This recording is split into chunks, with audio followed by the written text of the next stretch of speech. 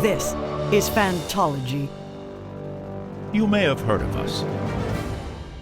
Okay, what's up, Bone Hunters? This is Steven, your host with Fantology Podcast. I have my lifelong friend Jake on, and as promised, we are recording Reaper's Gale. I think from our first episode, our part one episode, and by part one, I mean parts one and two. Our part one is the first half of the book. This is going to be the review of the second half of the book. Anyway, I think we said in that episode that we'd finish the book within a month. Is that right? Or maybe like slightly over that, but it is June as we're recording this, so I feel like we're pretty close to that mark. A lot closer than we've been with previous Malazan promises, right? Yeah, we definitely promised a review in June, and here we are, end of June. Yeah, But yeah, right, right at the buzzer. We're getting this in there. hmm All right, so book seven, in the books now for us. We are getting closer and closer to, have gone through all 10 books of the Book of the Fallen here. So, what's your thoughts after finishing the second half? Kind of, second half or whole book or just whatever comes to your mind when you think of Reaper's Gale? I think as far as the series goes, I think each book continues the trend of keeping me on my toes as to like what plot threads are going to continue and which ones aren't. I Yeah. definitely thought at least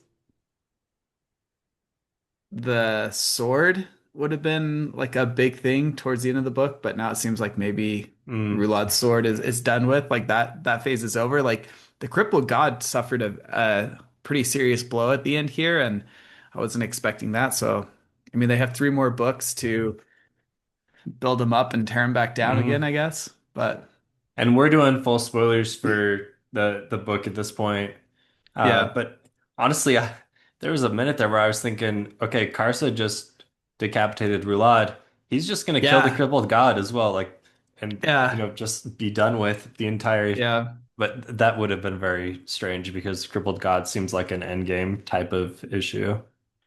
yeah. They didn't really. It would have been nice to understand why he couldn't just kill the crippled god, other than, well, he's a god, so you can't just kill him. But I don't know.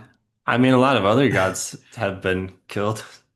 That's what I'm saying. Like, other than the plot, of course, he's the big god right here. Like, you can't just kill him. But it would have Yeah, been cool to see Karsa try and then fail and be like, okay, I'll try again later or something. I don't know. right, right. But yeah, so definitely some high moments in this book. Excited to see how things continue. But as usual, lots of unexpected turns, and yeah, some plot lines ended better than I had hoped. And like, well, not just better than I hoped, but like in different ways than I expected, but also really good. I think Karsa is a good example of that. Whereas other things like Ikariam's plotline, once again, like I don't know, I don't understand what really happened at the end, and it felt like a nothing burger at this point. So Yeah, yeah. I'm hoping that in the course of our conversation here, you can make me feel better about the book because my reaction when I'm kind of frustrated, honestly, with this one. okay. It feels like it was not as good as other Malazan Hmm. books, even, and this is not like Malazan is not exactly my like ideal series. There's a lot of things that I feel like are not my favorite way of telling a story, etc. But at this point, probably not the time to rail against that. We're seven books in, and like nothing's really going to change. Yeah. But this one especially, kind of along the lines of what you mentioned, just frustrated me because I felt like, especially in the second half, Erikson is bringing in like almost every character and faction. Like there are so many things that are being thrown into this book. Not everyone, but almost everyone is coming in here, or at least like some representation of like different things. And there's so much in Malazan, and I felt like it was just like more than necessary, more than actually gets tied up, more than is actually impactful. there was so much crammed into this book, and it just would have been like the narrative should have been a little bit tighter. And that's weird to say with Malazan again, because each of these books kind of goes the same way, and it's probably a Yeah. criticism that could be leveled on the entire series. But there's like in my recap of what happened and prepping for this episode, I just came across several things like, we put all this time and words into this like side character at the end of like what's the point? What's the point? And then even stuff like Akarium, who is very impactful at the end of the story, we're just still not really understanding what happened. It felt like that maybe could have been explained a little bit more. Again, this is Malazan, so it's kind of tough because a lot of my criticisms could be answered by saying like, well, dude, like this is what you signed up for. Like, what are you complaining about? But at the same time, it's like, I know that, but at the same time, I just feel like it would be better if it wasn't quite like this. Yeah, I guess jumping off of that, I think 90% or more of the plot lines that were wrapped up in this book, I was really satisfied by. I really like Red Mask's whole story. I really liked the Karsa. We didn't see him a ton in this, but I liked his through line. I liked the Tay-hole, all like the Lethery politicking, rebellion, financial collapse. I liked how that and like I liked how they were able to finish that, wrap that up. Yeah, I agree with all that except Red Mask. I thought Red Mask was kind of and we can talk about it more, but Yeah. it's kind of strange. Like, okay, it turns out he's just a mystery, Lethery person. Yeah, I have Just doesn't really I make had sense. I had to yeah, I definitely Googled some stuff on that that aren't spoilers past this book, but more so like to help me understand and I think I have some insights there.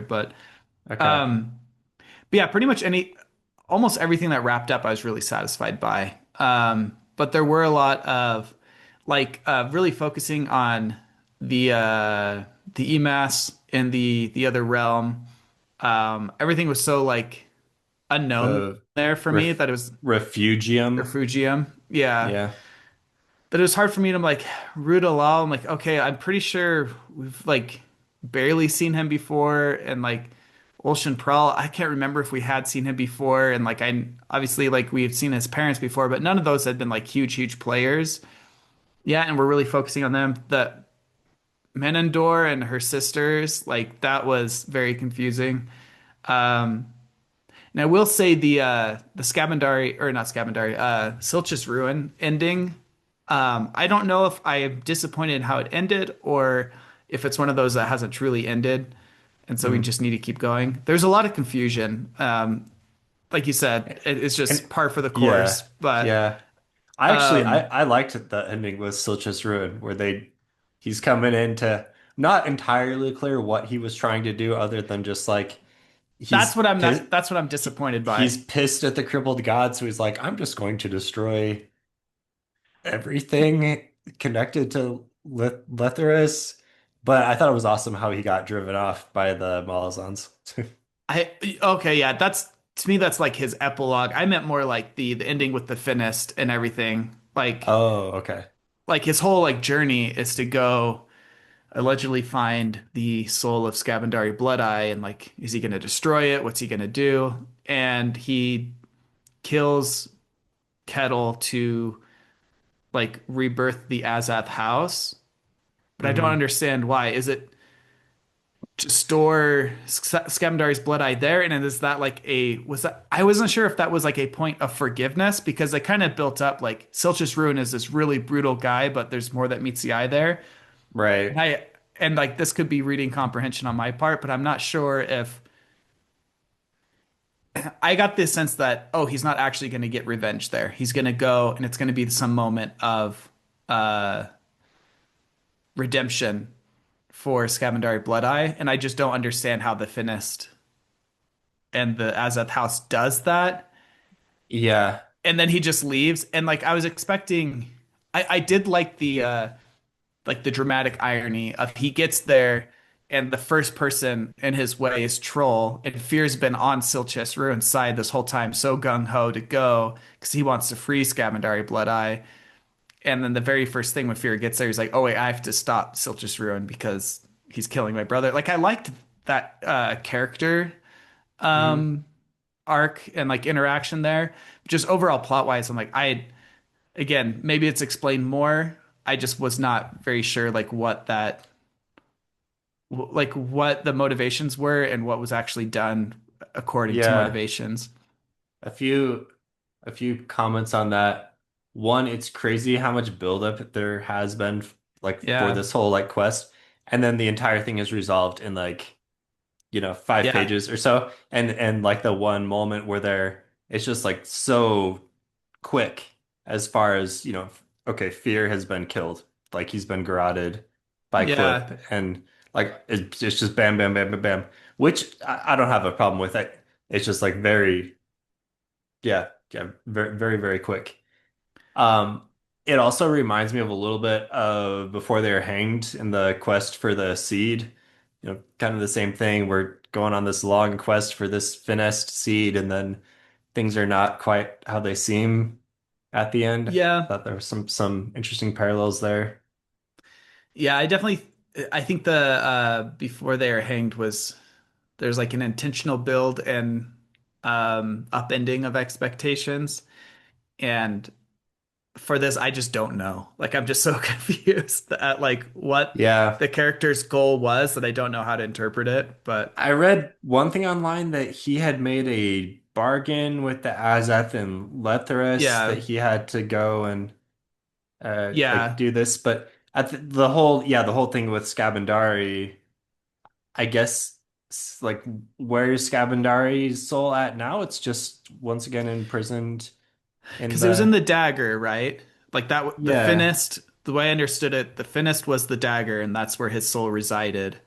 And Ocean Prawl was given that by No, the Finnest Gothos. was in Kettle. Like the seed for the Finnest was inside of her. That's I why thought she was she was the killed. seed. She was the seed for the Azath house. Maybe I'm Uh, confusing these terms. I'll yeah, I maybe might my delineation you, there isn't you might be accurate. right. I might be wrong. Yeah, But okay. Scamandari's soul was stored in the dagger that Gothos, if I'm Yeah. remembering names right, gave to Ulshan Prawl, and then Yeah. Kettle stored the seed for the new Azath house. Not sure what a Finnest is in relation to either of those, but yes, she needed to Correct. be killed Yes. to give life to the Azath house again, to replant it essentially. And my Yes. understanding is now Scamandari's Blood Eye soul is in that Azath house, and I don't know other than like What what does does that that mean mean? exactly? Yeah. Yeah. Yeah. Other than Hmm. like plot wise, like overarching plot wise, like we get that moment from Quick Ben saying like, "Oh, now there's going to be a gate here, so you can go from the realm of shadow to the realm of Emerlane, which is also the Yeah. realm of shadow as well." So is that a way to like unfracture shadow? I don't remember like what. I'm so bad with all the names of the Warrens. So Yeah, the Warren names are tough. When you say Emerlane, which one is the Dragon Realm? That's that's Star Valdemolane, right? I butchered so that those probably, but that's the yeah, one those that are was like dead and they went into and all the dragons were there. Like that was that's one of the OG yeah. Warrens where stuff went down. Don't remember exactly what, but yeah. And I thought the Warren of Shadow was basically one of those, but it's been shattered. I'm gonna see if I can Google it real quick. Yeah, Kurald Immerlan is the Elder Warren of Shadow. And if I'm remembering right, now that Azath will connect the fragmented realm of Shadow to the Elder Warren of Shadow or something. My prediction is now it's going to Hmm. help heal it. I don't know. I guess I thought the importance was now they have the ability to easily get back to, is it Starveld Demolane where all the dead dragons were? I thought that was the important thing. I don't know. They is that one just darkness? It's the first Oh, it's Warren. It's the The heart of Warren, Krull. Yeah. Warren of Eliant slash Dragons. Yeah. Um, Yeah, I thought this was the important thing, like getting back to this area, which had previously been very much locked away. maybe that's it. Yeah, maybe I'm According to the Malazan Yeah, wiki, you're right. I think I Yeah, might be you're right. right. Yeah, I read Starville Demoline as Curled Immerlon because they sound exactly the same. Yeah, they do. Yeah, they're fun names, but it's very hard to keep Yeah, these places yeah. all separated. That's how I feel a lot with like character names too in Malazan. I'm like, this character Oh name sounds yeah. so cool, but then it's like, Oh yeah. who's this character? What did they do? I'm like, I have no idea. They could have done one of 10 different plot lines, and I don't remember. Yeah. Yeah. Um, And yeah, honestly, it doesn't help that a lot of the characters, I feel like Steven Erikson has like 10 different character voices, and a lot of the minor characters kind of get cycled through. And it doesn't help that the narrator also like has five different yeah, voices. And it's like yeah, so hard if you're listening to keep things straight, who's who, what's what. Like it starts to all like really blend together. yeah. Um, Challenges of the series. But yeah, anything else on this plot line? No, I mean, interesting. It was really cool moments, like really cool battle scenes, like with Menandora and her sisters fighting and then turning on each Yeah. other. And then the strategy of forcing, was it Sukul? I don't remember her name. The last surviving uh soul taken to like go back to person form. So she had to fit through the crack, and then the three other Talana Mass who weren't native to that area like ripped her apart and died doing so. That was cool. Hmm. Um, but yeah, I guess we'll have to wait and see. Clip, I I don't understand his whole motivations and all that either. Like he just seemed like a wild card the whole time in Yeah. a confusing way. Sounds like we'll get more of him from the epilogue where he Yeah, shows up with uh Namander and those yeah. like little The other tis outcast of Andy. sorts. Yeah. Andy, yeah. They're like, we're gonna go find Animator Rick and make him pay attention to us. Yeah, I guess he's just like, I serve Mother Dark, and because Silchus Ruin was a child of Mother Dark, I don't know. Like, but he also said he was the mortal sword of Animander Rake, which I don't know if I don't know. Yeah. Um,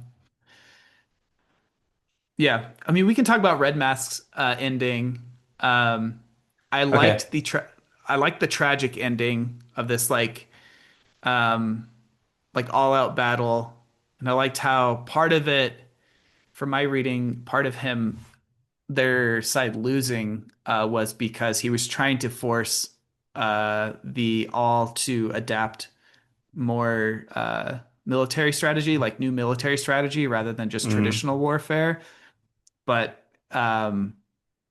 not all of his leaders saw the honor in it, and so they weren't able to like really adhere to it, and were like engaging in fights they Uh-huh. shouldn't have. I thought that was a cool like, and just like the hopelessness on both sides. Like there's a scene where a soldier comes in and kills,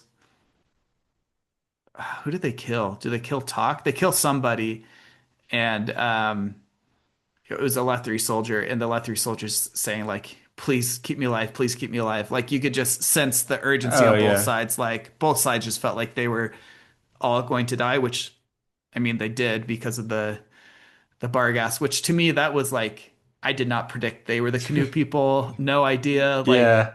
haven't seen them Yeah, since yeah. Memories of Ice. I'm It was foreshadowed in the sense that there were the canoes and like the where did wolf this come hearts, from? yeah. Yeah.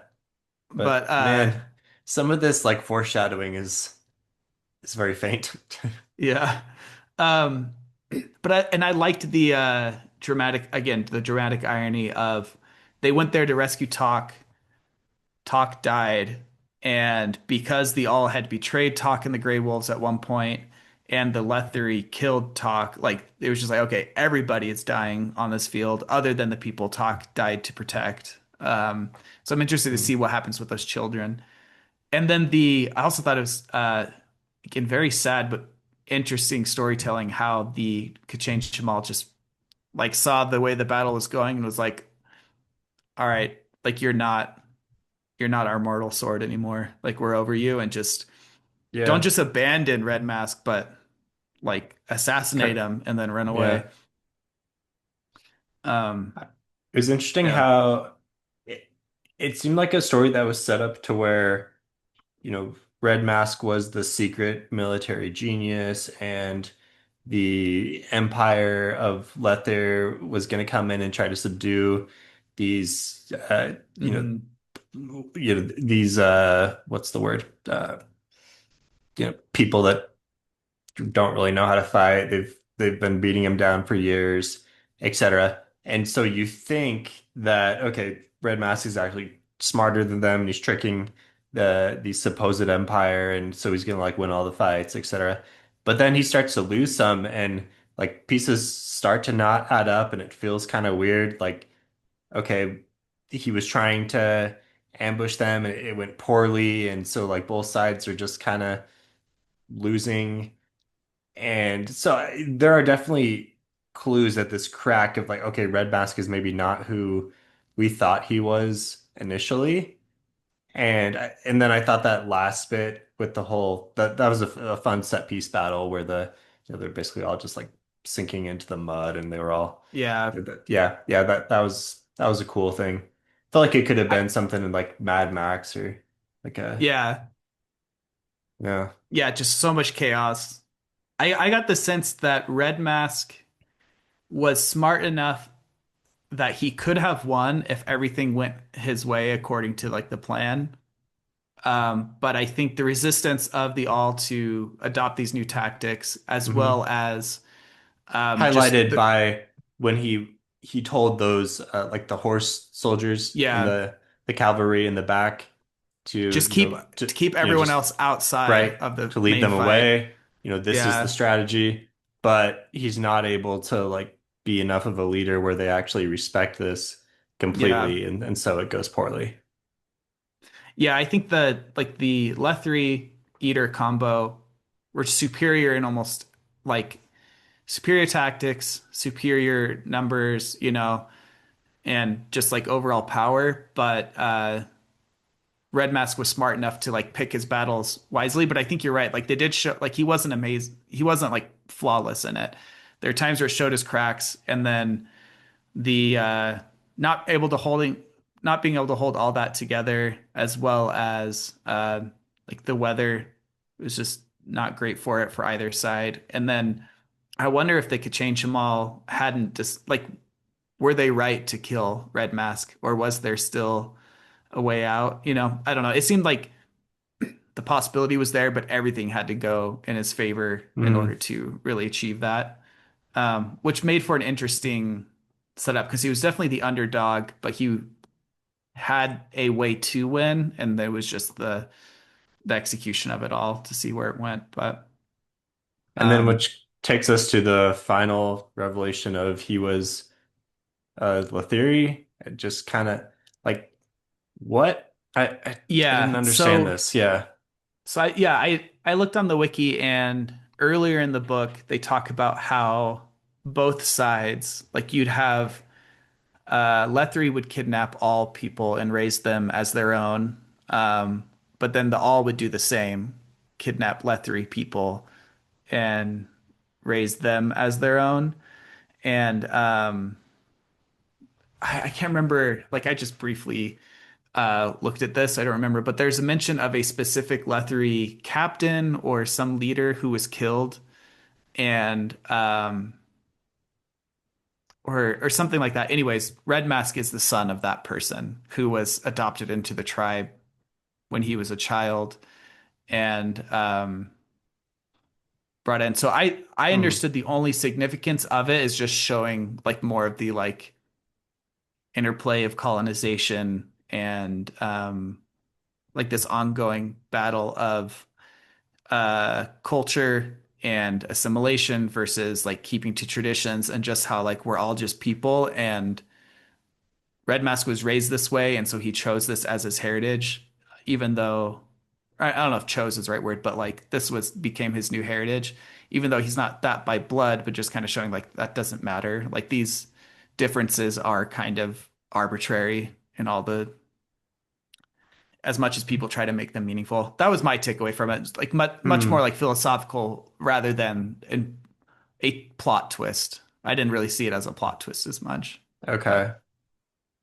But how it did could. he become the mortal sword of the Kachane Shamel? Where did these Kachane That Shamel come from? How did he get the mask?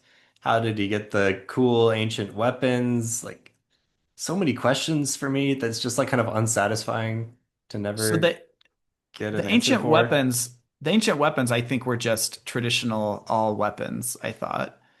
Um, and I think that all the Kachain Shamal connections are still unanswered. I don't think I think intentionally that's left unanswered as for now. And I hope Yeah. my hope is that by the end of the book we have a way better understanding of the Kachain Shamal in general and a way better understanding of the crippled god in general. But Yeah. And when you say end of book, you mean end of series. After yes, 10 I meant books, hopefully yeah, I we meant at the end understand. of all the books. Yeah. Of the Book of the Fallen. Yes. Yeah. Yeah. Okay. Let's go to the Malazan plotline. I thought this was overall the best one. Well, I don't know. It's between the stuff going on at Lethris and the politics and Tehol and the Malazan Marines was my favorite part of the second half of the book. I thought the Marine parts were really fun. They reminded me of some of those books we read in high school about Vietnam, where the Marines are just Yeah. like going through and like all the random and terrible things that happen, and very Yeah. much just kind of like short bursts of story from all these different viewpoints as we go through. Once again, like it's more of a conglomerate character than single characters.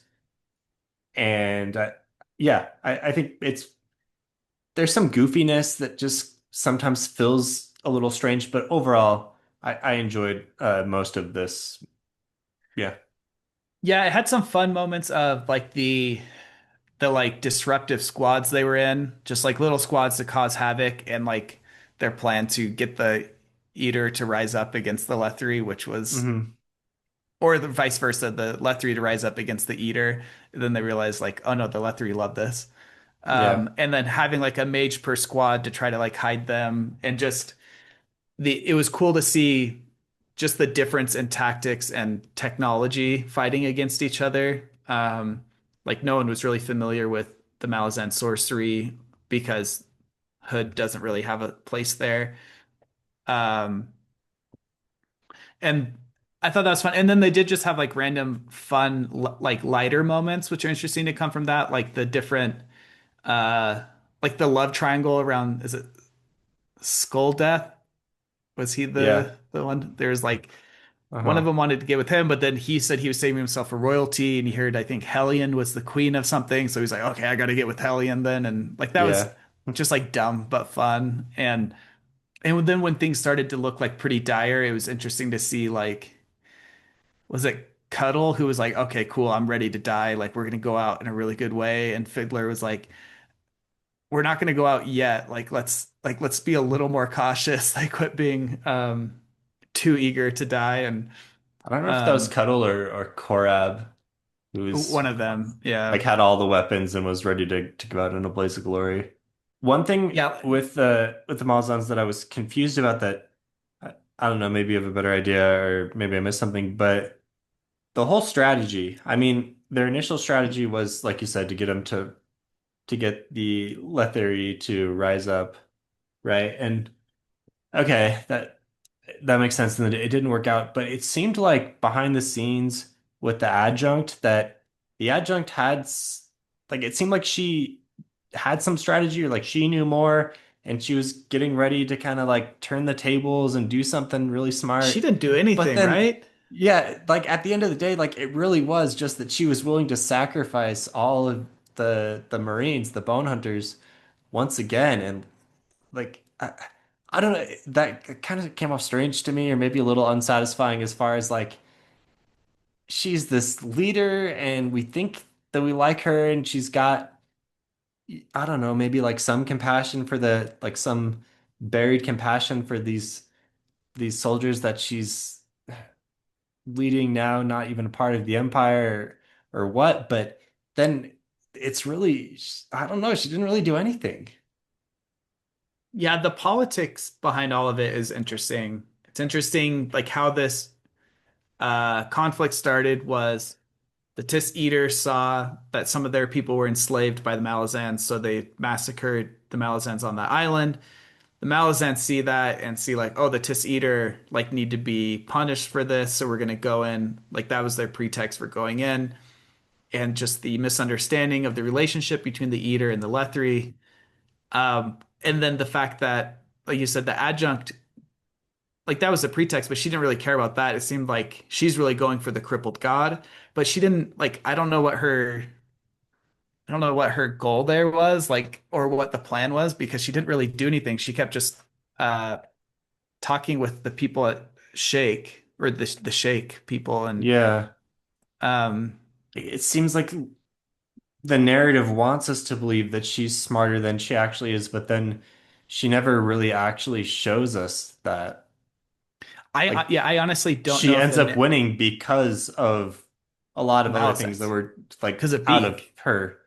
Yeah, Yeah, the Malazans and also Tehol with the yeah, uprising that, there's no way she knew about that. I mean, come on. yeah. Yeah, I honestly don't know if the book is trying to tell us that she is like, is it a story about an incompetent person who's put in a position of leadership and like this is just what happens? Or is it like she's thinking 5 steps ahead and that's why we don't understand Yeah, what her plan is? right. I really don't know which one it is. Um, but Yeah. yeah, I obviously the highlight of the Malazan stuff is Beak's moment. How did you like Beak as a character in general? I liked Beak.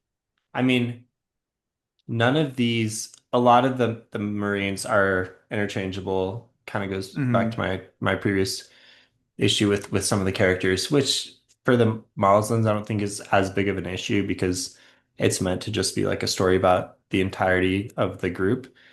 But Beak was, I believe, new to this book entirely. Yeah. Hopefully, I'm not getting that wrong. I thought enough backstory was given where he became his own a unique character, and then had a nice payoff, and then had a nice moment like in the afterlife with his brother. Like I really liked it, and I mean maybe like they said it was a little bit of a waste of a high mage to only save 100 or was it like 800. 100 or 800? Okay, 800. 800, yeah. But at the same time, like, yeah, these are 800 of our heroes, and like, there's not a whole lot of people that we can actually consider heroes. Although, I mean, there are times where it's like, yeah, these guys are pretty bloodthirsty and destructive. Like, are these actually heroes? I think that's another thing the Yeah. book wants you to question, like, who Yeah. is really a hero in all of this, and whose side are we cheering for? That was a long answer to the question, but I liked Beak.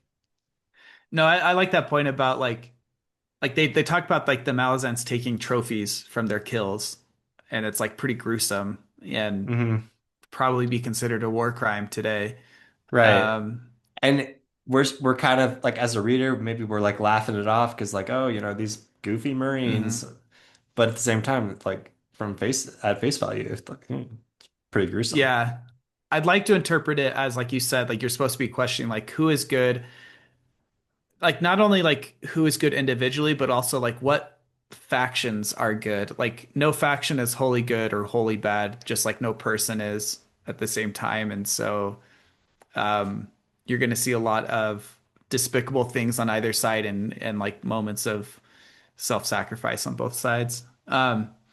But for Beak for me, I heard so much about Beak going into this, Oh, like really? people posting like I loved Reaper's Gale, no spoilers, but my man Beak, and then like cry emojis and things like that, and so Uh, I think for me, I so thought when he showed up, you were I was expecting a keyed in, lot. yeah, which Okay. I think he did a lot. Hmm. His sacrifice was really cool. I thought that was well, then I like the imagery of like a candle, and he was just like, okay, all my Yeah. candles are can't be S- put out anymore, and I'm just gonna like Yeah. burn it out. I just thought his So backstory was a little so like, so much imagery. Sorry, but okay, you got me think so much imagery in these yeah. books. And for the criticisms I lovely like, there's so much magic to the story that just kind of makes that really makes it for me, and so many cool just visuals as you read through all this stuff. But sorry, yeah, go ahead with the beak stuff. No, yeah, I agree. I think that's one of Erikson's. I really like his prose. It's definitely uh like there's a barrier to entry for sure, but it is like he just writes cool things, just really interesting and very not cinematic in the same way that like Abercrombie is, where you can like you feel like you're Hmm. watching a movie, but epic, I think would be the right word. It's like you're more of getting like a painting of what's happening than a movie. Yeah, yeah, that's a good way to put it. Um, I I was I just thought Beak's character was a little melodramatic, a little like over the top, and just like Mm, he had like the worst childhood you could imagine, like just so much tragedy, and then he ends up sacrificing himself, and it could have been in the narrator, but I just didn't feel like I was able to connect to him as much as just like it was like reading about a tragic thing on like Wikipedia where like objectively I can say, yeah, this is very tragic, but I wasn't like as emotionally connected to him. And so mm. when he did have his sacrifice moment, I was like, this is really cool and like really great story, but I wasn't like in any other book where a character you love and have like connected with emotionally dies and you're like sad. It wasn't the Dumbledore being killed by Snape moment, if that makes sense. Or yeah. Are there any characters in this book in Malazan that you would feel like that if they died? Um Or have you this felt is like that more for other ones? this is very different, but like Rulad, especially Midnight Tides, like in this one, I'm like, someone please kill Rulad for his own sake. Like, Mm, yeah. but Rulad and Midnight Tides, like I really felt for him, I thought. Or I felt Uh-huh. like much more compassion for him and a connection and like for his plight. And like I thought Erikson did a good job of showing that he was really annoying and not really a good person, but then like he did deserve all the punishment he got out of it, and I thought that was an interesting connection made to that character. Mm. I was sad when Troll died. Like that was another Troll and Fear dying. Not Fear as much, but Troll Yeah. for sure. Yeah. We have to Um, talk about that in a minute when we get to the Lithra stuff. but uh, but yeah, for Beak, I just felt like one book wasn't enough for me to like really Mm. connect to him maybe, although like I connected to Rulad like that in one book, but um so For me, the saddest was what is his name from Deadhouse Gates? The oh, leader of, Coltane. yeah, Coltane. Yeah. Yeah, That was Coltane was, yeah, just because he was so cool, and like yeah, his sacrifice, and the again the imagery of that whole scene was cool. yeah, and that's very different way. Like I wasn't like emotionally connected to him like I was to Rulad, or I feel like people do get emotionally connected to Beak as like a like empathizing with the character as much as just like that was just so tragic and epic at the same time. Mm. Yeah. Do you feel like maybe the beak thing, Erikson was trying to get you to connect with him more tragically by like slapping a really sad childhood onto him and saying like have empathy for this character, and now he's gonna sacrifice himself, therefore like Maybe the reader should really connect. maybe and maybe I felt like it was too forced, like too rushed. Like there wasn't enough time to Mm, like I didn't feel like I got to connect with Beak so much as just I was able to objectively say Beak has had a horrible life. I feel bad for Beak objectively, yeah. and then he sacrificed himself. But there was no like Yeah. connection there So for me. maybe we just need more time and Yeah. more with a character in order to like really get that strong emotional connection. Yeah.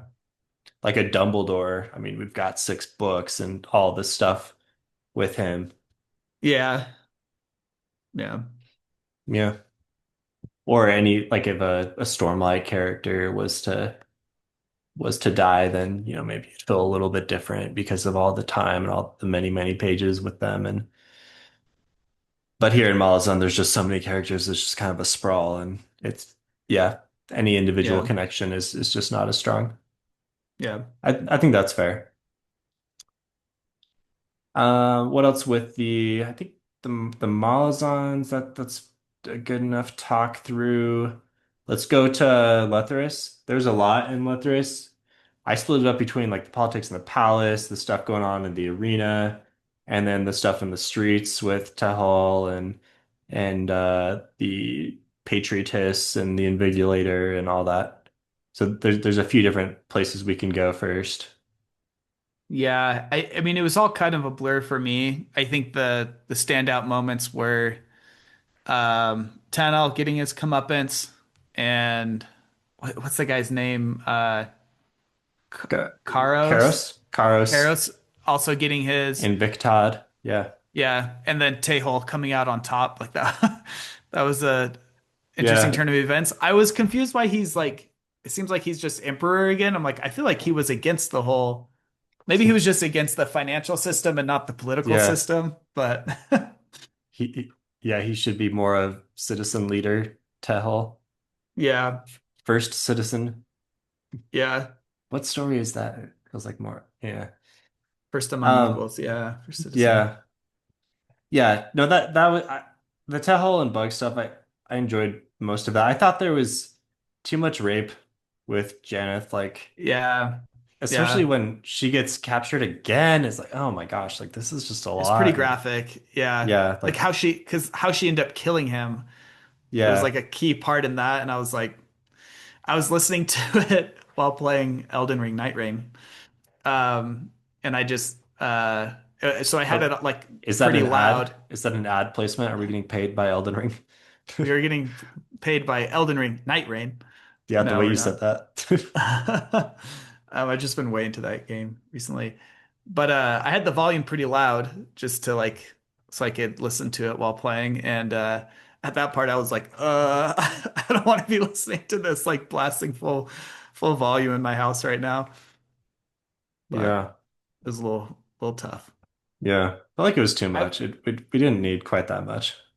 Yeah, and I thought the same like was Beak, like because Beak's brother's backstory had rape as well. And I don't know. Part of me was like, was this Erikson trying to like even it out because the whole Yeah. Fellison plot line and then now Tanal and I don't know. Featherwitch was raped as a Featherwitch, child as well. Like, Udanas yeah. as well, multiple unfortunately. Yeah.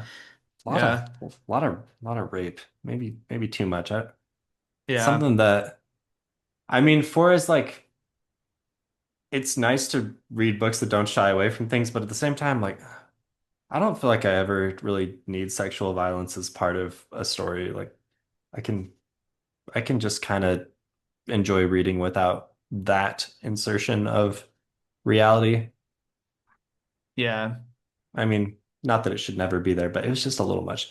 Anyway, Yeah. um, I that's something yeah. I struggle with because it's like at one point the line between like having an important role in the plot and serving to like and in my understand or my interpretation of that would be ways to like help society anyone who's reading this be better and like change society for the better and then crossing over into like now you're just like indulging in it. I feel like it's like really fine.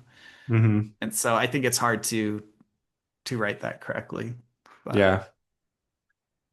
And there's also this thought of it's just I don't want to say lazy, but it's a really easy way for an author to just point out like, okay, this person's evil. yeah, or like this person's evil, this person feel sorry for them. It Yeah. like yeah. I'm thinking back to House of Chains and whatever that guy's name was. I can't remember. The Don't remember. he like had a whole cult of like young Felice the Younger was part of his little get together. Oh man, and then she Yeah. gets taken over by the that other cult. Yeah. Yeah, maybe 7 books in, we are too late to bring this up raising this because criticism. yeah, Yeah. yeah. Yeah. Once again, this is a thing in the series. Yeah. I did think there were a lot of satisfying stuff with the Tehol resolution. Yeah. One was when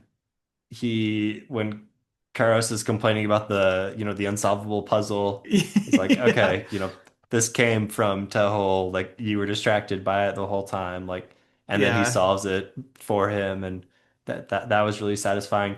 Briss And coming he's back and yeah. saving him. Lot of good stuff Yeah. here. Yeah, Bryce coming back, I wasn't sure what was the significance of missing two fingers rather than just the one Featherwitch had. Yeah, I'm not sure. I don't remember. And also Featherwitch just dying. I Yeah, was disappointed by that. That seemed like a lack yeah, of I didn't and it seems like the errant's like, okay, cool, I'm freed. I really like the idea of him being distracted and like nudging himself into being captured by Featherwitch and having this uneasy relationship there. And I'm uh-huh. like disappointed that he's just gotten out of that so easily. Yeah, at the end of the book, I'm just not sure what to make of the Errant. What significance did this character even really have? Kind of goes back to my opener for the second half of the story, that there were several characters like this. Featherwitch and the Errant are great examples of they're in it a lot, they do a lot of stuff. At the end of the day, why? I'm confused. Yeah. Yeah. I don't Yeah. know. And I thought Featherwitch was just a cool, interesting character that we don't have anymore. Allegedly, I guess death isn't Yeah. always. Yeah, death is not always is the end, obviously, as we've seen. Welcome back, Yeah. Hedge, especially. And But yeah, I Bryce. mean, Yeah.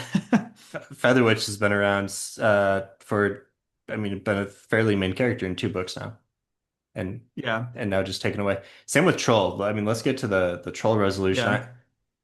I'm not happy with this at all. Like, I really hope that Troll is not totally gone and comes back in some way, because Troll is like an A-list main character, Yeah. and He took on I Silchus Ruin on his own. I mean he was the main character of at least one other book. He's appeared in others. Like, this guy is for all the characters we have in Malazan, this guy is up there. Yeah. And I get the tragedy of him going back to Rulad, and they're unable to connect, and then he's killed, and like Yeah. the whole thing. It's very tragic. But at the same time, like, could his death not have Yeah. been more meaningful? Like, could there been a little bit more of a resolution? I guess, Samar Dev loves him now and they're married, but or That was the part that I'm made it a mixed bag for me. I'm like, why have all this resolution of their relationship when it lasts not even oh, a not chapter? sorry, not Samar Dev, Saren Pedek, who I always Serempedic, that's confuse what I meant. with. Yeah, yeah. Yeah, Yeah, Samar does yeah, the shadow knife. Yeah. yeah. There's all this stuff set up. They finally get together. She's pregnant, and then he's just killed. Like, Yeah. yeah. It's Yeah. very tragic, but it's also very It felt a little unsatisfying. purposeless. Yeah. Yes. Yeah, I need to And see some payout there. we Payoff. talked in our first episode, we talked about the one of the themes of the first half of the book being this idea of the gears of different empires are moving and wars are happening, but at the end of the day, like, what does it mean for the common people? Like, all of this Yeah. stuff's happening, and just, people are suffering at the end of the day. For the second half of the book, I'm wondering, is the theme just that a lot of this stuff is pointless, like, what, I don't know. And like, in the face of all the tragedy of the world, like, sometimes you can't do anything, and great characters are just dead for just 'cause I don't, yeah. Yeah. Like, futility is the theme of the second half, futility. Yeah, I don't know. And like it did almost feel like a completely different book in the sense of like having so much POV from the Malazans and uh I feel like almost changed the tone of like, all right, we're back on a military romp. And I don't know. It's it is interesting like thinking the first, like, comparing the first half of the book and those themes to the second half. But yeah, I don't know what the Right. through line is there. Um, Right. yeah. Because then in the second half we introduce the Malazans who are likable, although we do question if they are heroes or not. But then, they're the ones that we kind of cheer on. I don't know. Yeah, Do you feel the 'cause same? Like you cheer them on, you yeah, want them to win. and like they do have moments of redemption. Like they welcomed in the Eater to Oh yeah, yeah. Beaks, Fiddler brings them in. Yeah, yeah. but They have a lot of humanity for how little humanity they have. They have a lot, but maybe it's just like yeah. like very specific characters. Like Fiddler just represent like he is someone who is pretty morally good.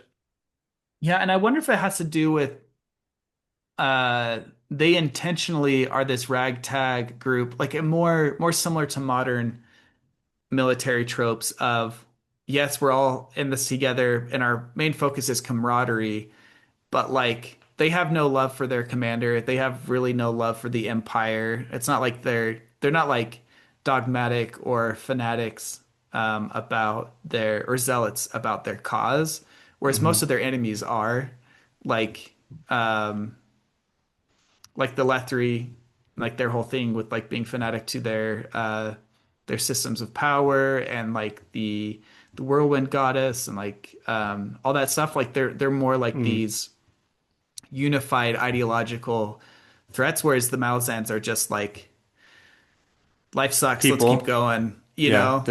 they're much more Yeah, grounded. They care for each yeah. other, trying to survive. Which allows for moments of humanity like that as but it also is kind of just like interesting because then you also get like at least the other ones are killing for a reason, whereas the Malazans are just killing because they're soldiers, basically, you know? Hmm. And then to get out of situations they've been thrown into. But yeah. And then can we also just shout out the power of their explosives? I know, like taking out dragons. What the Yeah, heck? So just these Rose things. like, wait, never mind. Yeah, Oh, all the these. also the power of quick Ben. What the heck? Yeah, he something happened. I feel like maybe I missed something there, or I'm not remembering exactly, but I mean, they talk about this a little bit. Like he's getting more More powerful, power. but Yeah. also a little more unhinged. A little less morally good and much grayer. Like, Yeah. interesting character. Yeah. I don't remember what it was exactly that triggered this. I think it's there. I just can't remember. Yeah, I Yeah, don't remember. But yeah, cool explosives. Um makes me wanna, I don't know, we're about to start a new D&D campaign, Steven and I with some buddies, and I don't know if you've created a character for that yet. I haven't, and I have I am not. tempted to make a character from this book for sure. Just a irresponsible artificer sort that Yeah, I don't excels know. in making bombs. Yeah, I don't know if there's really a good class for it, but or a Karsa, you know, Mm, just yell witness all the time and yeah, smash things. But got to be a barbarian. yeah, Although I don't know, maybe a some kind fighter of barbarian. yeah subclass of yeah some kind of combination there. Because he's not a total barbarian. He's got some That surprising moments of that's humanity there too. and not just humanity, but like strategy and like Intelligence and intelligence. yeah, Yeah, I really liked like his whole confrontation with the crippled god was right. like as much as he solves many problems with brute force, like you saw that all leading up to him like practicing and like no one wants to spar with him anymore because he's Uh-huh. just like maiming everyone. Um, but then like he had a good strategy for taking out Rulad. Like he understood how what needed to happen to truly take out Rulad, and yeah, it Right. was cool. The Karsa Orlong stat block is like 20 strength, 20 dexterity, maybe not Yeah, 20 intelligence. 20 Yeah. Constitution. Yeah, Intelligence is still pretty high, like 18 yeah. intelligence. Wisdom, maybe we're That's lower probably on his that lower one. stat. And the Yeah. charisma, any charisma stat related to intimidation, 20. Any charisma skill related to Yeah. making friends and influencing people, 0. Yes. Well, he Yeah. influences the people that he wants to. Well, I guess any Ublala Pung is a fan. yeah, yeah. The whole shadow stuff was cool. I have to kill all these people so your spirits can go protect him. Yeah. That's interesting. Okay, so final note on Rulad, and then we're gonna wrap was I felt like yeah, the ending was very cool. I felt like I never really understood how he was winning all the fights. Like I get that his sword is super powerful and he never dies and I mean his dexterity is like 30 out of 20 or whatnot. But no one's been able to separate the sword from his hand ever. I mean, I guess we saw this magically like cling to him in what book was it? Was it Midnight Tides? Yeah. No. Yeah. Yeah, I don't know. I just it was a little hand wavy in that he was just unbeatable. I never really understood why exactly he was so unbeatable. I don't think many people really realized they needed to separate the sword, and I think it's the fact that he had the power of the crippled god on his side and would Yeah. resurrect. So, Yeah, I guess as the reader, we obviously realize you have to separate the sword, but any random champion would not realize that. So, okay, that's fair. yeah. Okay. All right, book eight is up next. Book eight is Toll the Hounds, I Toll want to the Hounds, say. yeah. I I think, think and then so. we've got Dust of Dreams and the Crippled God after that. Yeah, there's no Yeah. way there's no way that Carson could have decapitated the Crippled God in book seven because book 10 is called the Crippled God. That's the Yeah. reason. Yeah. I mean, he could have. They can always come back. I mean, Fenor's back, basically. So, Yeah, yeah. All right, if you want to check out Phantology more or tell us what we missed, which there's a lot, be kind to us. There are so many details in this series, but you can join our Discord. Invites are in the episode description below. And until next time, Bone Hunters, keep those cussers ready to go and point them away from me. see ya. See you later.